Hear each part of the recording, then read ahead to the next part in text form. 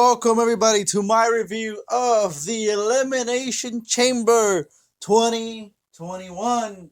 This is actually kind of a special pay-per-view because it marks the first time I have a review of a pay-per-view again of the same name.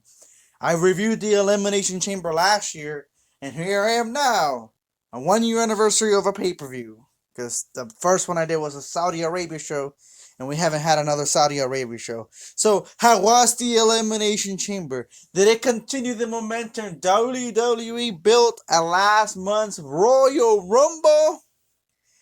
Well, that's what we're here to find out. Watch my review. Welcome. This is the kickoff show. Where now, because for some reason Keith Lee is out of the triple threat match, we have a fatal four-way with Ricochet, Mustafa Ali, John Morrison, and who the hell was the other guy? I don't even remember. It was poor Elias. Sorry, the match was that forgettable. Honestly, I normally like fatal four-ways, but the match was boring as hell. Man, the match was short, never even clicked. It just was all over the place. John Morrison won because Mustafa Ali and Retribution are dumbasses. You would think. I said to myself, no way Ali loses. All members of Retribution are outside the ring. He got this. No. Instead, he lost because Retribution was too busy destroying Ricochet outside, and he got distracted with a roll-up. Morrison won. This match gets a down. No hate on Morrison. I like Morrison. I really do. But to see Ali lose this way, when he has, damn it, like 3 people outside, like, you cannot take this group seriously at all. At all. You can't take them seriously. When they can't even help their leader win a match. What are they? What are they? They should be fired. Ali should fire their asses out the group. Then we had our first match of the night from the main pay-per-view, not the kickoff, and it was the SmackDown Elimination Chamber. The moment we were all waiting for, to see Cesaro get his chance at a world title. Even if he lost, he will have a big victory at the Chamber and a good, hard-fought match against Roman Reigns. I was excited. Everybody in the internet was excited. And Daniel Bryan won because we can't give Cesaro a bone out here. The match itself was alright. It was pretty decent. It's not the greatest chamber match. It's probably not even on the top 5 or 10 chamber matches. It really wasn't that great. It was good, though. It was really good. Kevin Owens was eliminated at one point by Jey Uso, and I'm like, oh yeah, Kevin's out of here. This is Cesaro's time. And Jey eliminated Cesaro, and Daniel Bryan eliminated Jey. This match is down, mainly because of the ending. I thought the first half of the match was good, or most of the match. But once Cesaro got eliminated, it just sucked the air out of me to like, what? Daniel Bryan?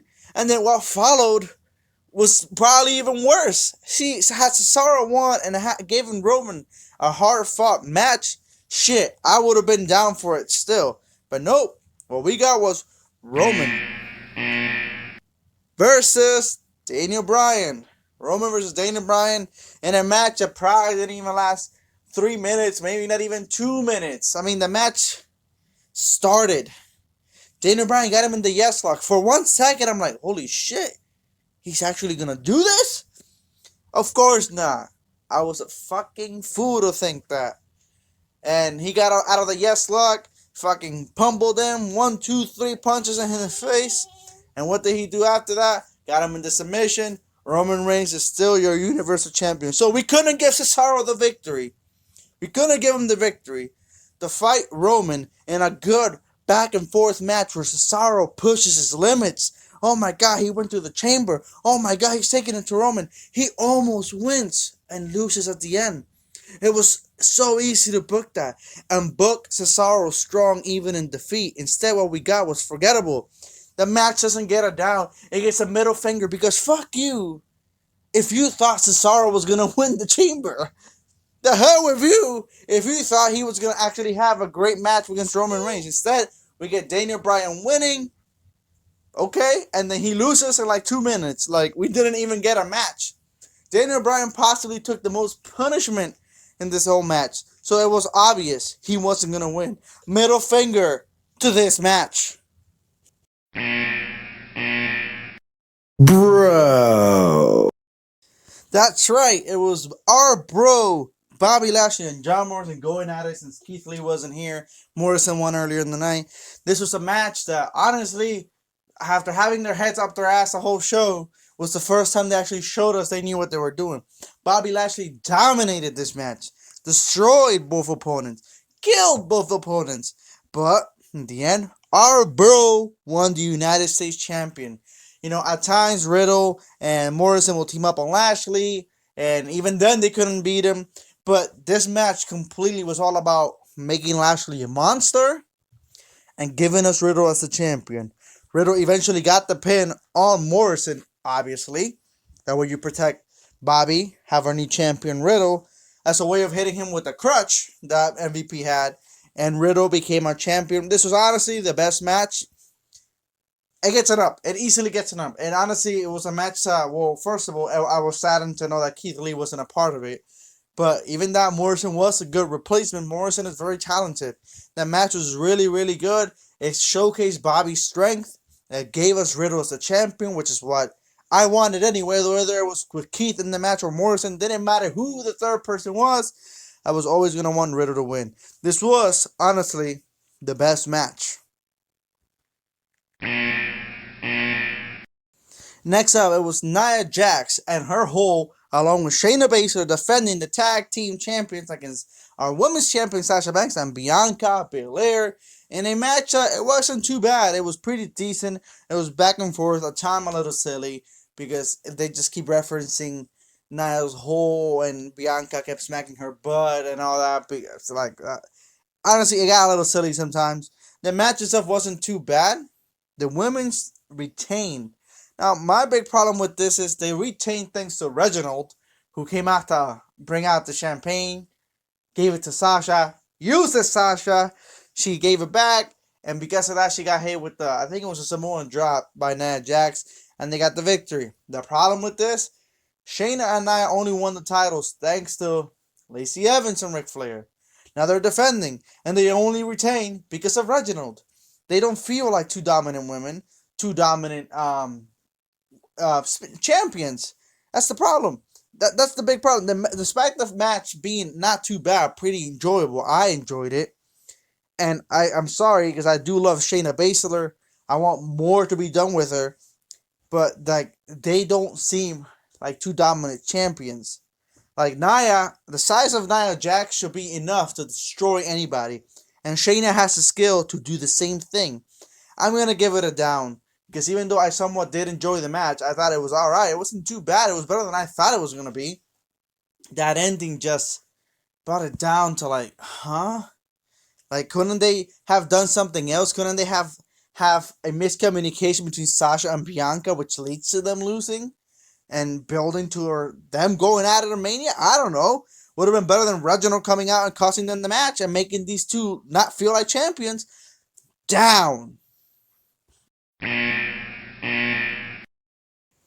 In the main event, it was the other men's chamber match, because there were no women's chamber matches this year, was Sheamus, AJ Styles, Drew McIntyre, Randy Orton, Kofi Kingston, and Jeff Hardy. In a pretty good chamber match.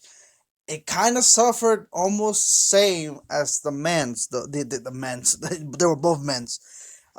Drew McIntyre retained. But the thing is, I honestly thought Sheamus was going to win. The way this has been booked, the way it was meant to look, it almost seemed like Sheamus was guaranteed to be a winner. The same way that Cesaro seemed like he was going to be a winner. The match itself was fine. Drew McIntyre retained. They did the same thing though as Cesaro. They eliminated Sheamus, not at the end, but the one before the end, to like throw that curveball out there. And Drew McIntyre is our champion. And honestly, I like the match. But the match really wasn't that special. It's not going to go down in history as anything special in chamber matches. Just like the other one. Bobby Lashley came after the match. Destroyed Drew McIntyre. I thought, what I was thinking was maybe it'll be Drew and Bobby at Mania. They did wrestled already last year for the title, but I'm like, okay, maybe this is their plan, and Bobby wins the big one in Mania. But no, after the fact that Bobby Lashley destroyed Drew McIntyre, out came Mr. Money in the Bank and cashed in and won the WWE Champion. The Miz, 10 years later, has captured the WWE Champion for the second time in his career. From being champion in 2011 to being champion in 2021. That is quite crazy. 10 years to win another world title. I like The Miz. I am happy with this. I am very happy with this. He's great at delivering promos. I kind of wish he was built better, though. Instead of being clowning around all these months. A little bit more serious like he tends to be sometimes also. It's going to get an up. Because of the whole chamber match not being that great, but it was pretty enjoyable. It got boosted by the Miz's cash in. It got boosted to the point where the match, it feels better now. It makes sense now why Sheamus didn't win. Because Sheamus felt like he needed to win, but now I know why he didn't. And now it makes sense why Miz was taking out the match too. It was planned for him to cash in. Honestly, the Miz was WWE Champion. I am happy with that. I don't mind that at all. So that brings us to how was the Elimination Chamber pay-per-view itself. It wasn't that good. It really wasn't. Like, honestly, the triple threat of Riddle, Bobby, and Morrison was great. I really did enjoy that. But the rest just felt like the whole first Elimination Chamber leading up to that Roman versus, Daniel Bryan. That was very forgettable.